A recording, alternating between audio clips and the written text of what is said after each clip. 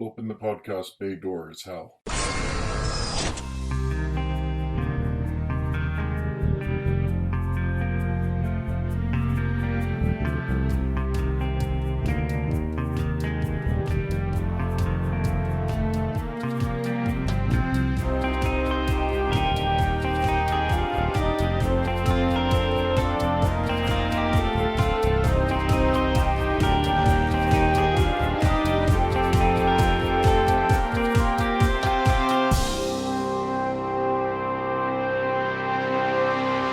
Hello everyone, and welcome to episode 104 of Welcome to Geektown. I'm your host, Kurt Onstead. I've been a proud geek all my life, being into role-playing games, board games, sci-fi, fantasy, and especially superheroes and comics. And I want to help others join me in those pursuits, but I've found that sometimes people can get overwhelmed or feel left out because they don't already have what some consider the requisite knowledge to be considered a fan. And that's where Welcome to Geektown comes in. Here you can ask your questions without feeling like a gatekeeper is calling you out for not yet being fully versed in every aspect of your new interest. This episode comes out on the American Thanksgiving holiday, and I am extraordinarily thankful for all of my current patrons. Justin Bailey, Jesse Clark, Ricky Garvin, Rob Garrison, Forrest Woodward, Aaron Borst, Carla Hoffman, Lyndon Onstead, Julio Herrera, Matthew Saint, and Utuk Zul. You all help keep the show going, and I appreciate it more than I can say. Remember, it's just $1 per month to join in and get this monthly shout out, as well as full scripts and audio outtakes. Now, on to the show. 3 different people inspired this week's question, all basically asking the same thing. Who's the fastest? The first one to bring it to my attention was now 3-time asker, the young Aiden L., along with some clarification from his dad, Joel. Let's take a listen. Hi, Kurt. So, I was just asking Dad a question, and it was a really interesting one. The question was, who would be faster? Dash from Incredibles, Quicksilver from Marvel Cinematic Universe, or the Flash from the DC Universe? I will add a couple of caveats here. Quicksilver could also be the X-Men version of the Quicksilver, and the real question is, based on the top speed that we have seen for each of them in any medium, so whatever evidence we've got, who would be the fastest? Now, for most of these who would win type questions, the answer is whichever one the writer wants for the story they're telling. However, since this question is focused only on speed, this one has a more concrete answer, and I'll do my best to answer it based on specific evidence. To give everyone their best shot, I'm going to try to compare characters at the peak of their abilities. For instance, while Wally West once had a speed limit just under the speed of sound, or about 750 miles an hour, he broke through that, and take a listen to episode 97, or catch it on YouTube for a rundown of the emotional and exciting story that let him do so, and definitely belongs in the top echelon of speedsters. However, I'm also sticking to post-crisis continuity for DC characters, as power levels before then were much less concrete and varied even more by the whims of the writer. Let's start with Aiden's first character that he asked about, Dash. He's able to run on water, but he doesn't create a sonic boom, so his speed is probably somewhere around 700 miles an hour or so, at least as far as we've seen. Which is nothing to sneeze at, but as you'll see, is nothing compared to most of the characters who are known for their speed over at DC and Marvel. Let's start over at Marvel. There are some cosmic level characters that can fly through space at faster than light speeds. If they couldn't, most of their stories would require years between adventures while they went from one planet to another.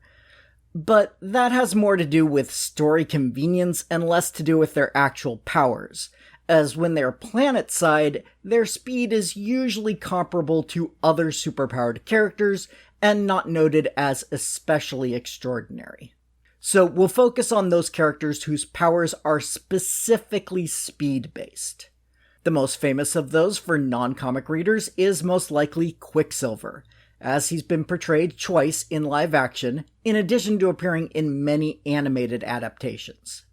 However, while he can easily break the sound barrier, Quicksilver has been bested in a straight race by multiple other Marvel characters, including the eternal Makari.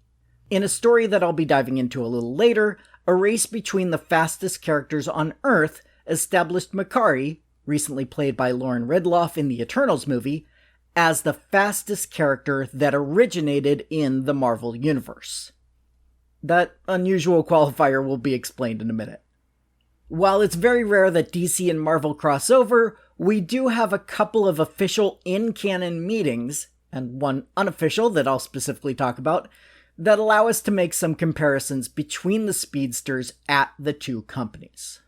First, in 1996's DC vs. Marvel, one of the matchups that was supposed to decide which universe would end up surviving was between Flash, Wally at the time, and Quicksilver. Quicksilver got the upper hand briefly in the fight by sucker-punching Flash as he was recovering from smoke inhalation after rescuing some civilian bystanders, but other than that one brief moment, Flash was completely in charge and definitely was the clear victor when it came to speed.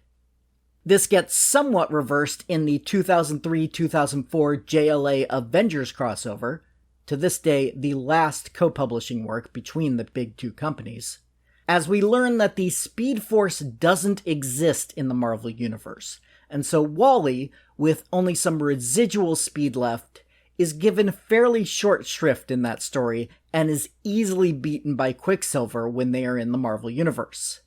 His powers return when in his native universe, however, and both Wally and a time-displaced Barry, who also appears in the story, as does every other character ever on the Justice League or Avengers roster, reclaim their titles as the fastest man alive. As I mentioned earlier, there's another story that unofficially brings in a speedster from the DC universe into Marvel and actually pits them in a race. In Quasar number 17, written by Mark Gruenwald and drawn by Mike Manley, one of the Elders of the Universe puts on a contest to determine who is the fastest being on Earth. Elders of the Universe are, as their name implies, extremely old beings who have focused the entirety of their massively long lifespans to one task, attempting to reach the pinnacle of that aspect of existence. The Elder in this case is named the Runner, and he is obsessed with speed and the joy of a body in motion. The contestants in this race were Captain Marvel, aka Monica Rambeau, who later took the name Photon. This was before Carol Danvers took on the name. Speed Demon, Blue Saber, Black Racer, Whizzer, and the Eternal Makari, who was friends with Quasar and our main POV character for this story. The race took place in space along a track specially constructed by the runner that stretched between the Earth and the Moon. Due to the incredible speed of the contestants, it needed to be a massively long race to achieve a meaningful result. And Quasar acted as an impartial observer. Soon after this cosmic race began, the energy put off by all these speedsters seems to have created a bridge to another universe, from which a person emerges, with blonde hair and the tatters of a red costume with a lightning bolt-shaped belt. The new arrival feels the need to run, and run he does, passing every remaining racer. Captain Marvel was disqualified for not actually running, beating Makari with plenty of room to spare. The runner asks the name of this mystery racer, who can't remember his name exactly, but says it's something close to Buried Alien. The runner proclaims Buried to be the fastest man alive, which the stranger says feels right. As should be obvious to pretty much everyone at this point, this was Mark Gruenwald's tongue-in-cheek way of bringing Barry Allen, the Silver Age Flash, back to life after his apparent death in Crisis on Infinite Earths, albeit in a different universe. For obvious legal reasons, that couldn't be stated outright, but if you read the comic and were at all familiar with the Flash, you got the picture. This character has only shown up in one later story, Quasar number 58, in another galactic race that included Makari once again. By this point, Buried had decided to take the name Fast Forward instead, and by the end of this second story, Makari had agreed to do everything he could to help Fast Forward get back to his original universe. One can assume that he did so, as we haven't seen Fast Forward in the Marvel Universe since, and over in DC, Barry has returned, although no reference was made to this adventure in another universe. So using these benchmarks for more direct comparisons, it's safe to say that DC's speedsters in general win in any competition, although Makari comes close. So, who is the fastest in the DC universe? People may point to Superman's races with the Flash, or Shazam having the power of Mercury, but then I will point out Flash's line to Superman in Flash Rebirth number 4 when he says, "Please, Clark, those were for charity," and leaves the Man of Steel flying at top speed in his dust. The Flash has also outrun Shazam's magical lightning bolt, which one can assume is at least as fast as Shazam himself. So, while some DC characters like Superman, Wonder Woman, and Shazam have been shown to be super speedsters in their own right, none of them hold a candle to the Flash and the other characters who connect to the Speed Force, including heroes like Johnny and Jesse Quick, and villains like Professor Zoom and Savitar. That connection, depending on its strength, allows these men and women to potentially travel faster than light, which lets them travel through time and even to other dimensions. Like I said, the stronger the connection a person has to the Speed Force, the greater velocity they can reach. So our question becomes, who has the strongest connection? Max Mercury was the one who first introduced the Speed Force concept into the DC universe, but while he has brushed against it once or twice, his fear prevented him from fully connecting to it. Characters like Jay Garrick, the very first Flash, and Johnny Quick accepted the Speed Force as the source of their powers, although Johnny was skeptical until near the end of his life, but didn't ever explore it deeper. Impulse, aka Bart Allen, also briefly the fourth official Flash in DC history, was literally born with super speed, but has always lacked the discipline to really focus on improving his connection to the Speed Force, leaving him out of the top of this competition. The self-proclaimed god of speed, known as Savitar, believed himself to be the rightful controller of the Speed Force. He was able to siphon speed from those who didn't have as strong a connection as he had, and give that speed to his cultish followers, but he still couldn't break the barrier into the Speed Force on his own, as our top two contenders have. Unsurprisingly, we get down to our top two, and they're the most well-known characters to be called the Flash: Barry Allen and Wally West. Up until 2008, Barry wouldn't have qualified under my original criteria because, as mentioned earlier, he disappeared during Crisis on Infinite Earths in 1985. At the time, he appeared to disintegrate, but it was later established that he had merged into the Speed Force. Between 85 and 2008, the Flash was mostly Wally West, the third in line to take the name, and as mentioned earlier, his top speed varied greatly in that time. However, Grant Morrison brought the Silver Age Flash back as part of Final Crisis, and he was re-established as the primary Flash in Jeff Johns' 6-issue miniseries, Flash Rebirth. Just a couple of years later, Flashpoint and the New 52 happened. Check out episode 1 for more on that. And Barry was now apparently the only Flash in this rebooted universe, although a new Wallace West was introduced who became the new Kid Flash.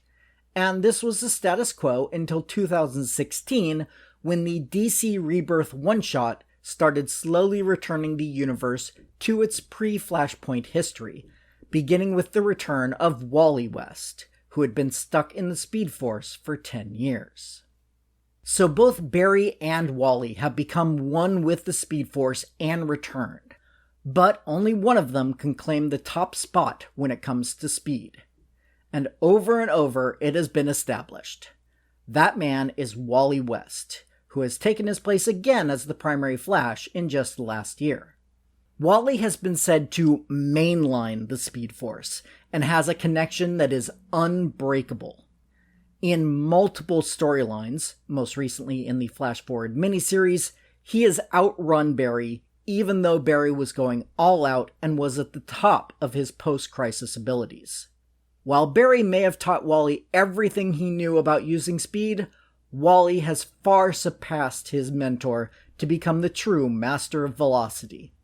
Or, as he often said in his comic, "My name is Wally West, and I'm the fastest man alive." As I said up top, I think most who would win type questions are too open-ended and vary on the creative team telling the story to have a good answer, but hopefully Aiden, Shannon A, and Kurt H, who also asked questions along this line, are satisfied with this one. If there's a question you want answered in a future episode, I'm always looking for those, as well as feedback on the show in general. Feel free to email me any comments or questions via email to welcometogeektown, all spelled out, @gmail.com. Or you can go to the website, welcome to, the number 2 in this case, geektown.com, and click the Submit a Question link if you'd prefer to remain anonymous. Other contact options include facebook.com/welcometogeektown or Twitter @geektownpodcast. Also, if you'd like to support the show directly, come join the Patreon at patreon.com/welcometogeektown for just $1 per month to get access to full scripts of the shows, audio outtakes, and a monthly shoutout. You can also help the show grow by subscribing and giving a 5-star review over on Apple Podcasts to join the Geektown City Council, which helps other people find the show so we can all tell them, "Welcome to Geektown, population, us." Welcome to Geektown is written, narrated, edited, and produced by me, Kurt Onstead. Theme music is by Aaron Lovitz, logo art by Archie Santana. All of their sound clips are the copyrighted material of their respective owners, and no infringement is intended, falling under fair use.